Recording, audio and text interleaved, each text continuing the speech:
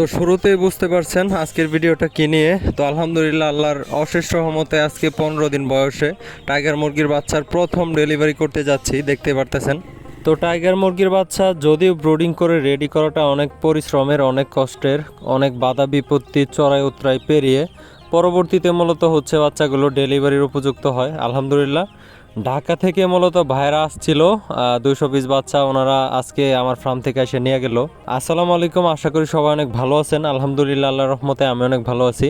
তো এখন হচ্ছে বিকেল টাইম, তো আজকে মূলত হচ্ছে টাইগার মুরগির বাচ্চা প্রথম ডেলিভারি করতে যাচ্ছি, দেখতে পারতেছেন। মোটামুটি আগের একটা ভিডিওতে আপনাদেরকে দেখাইছিলাম আমি মূলত এই ফলের জুড়িগুলো রেডি করে রাখছিলাম।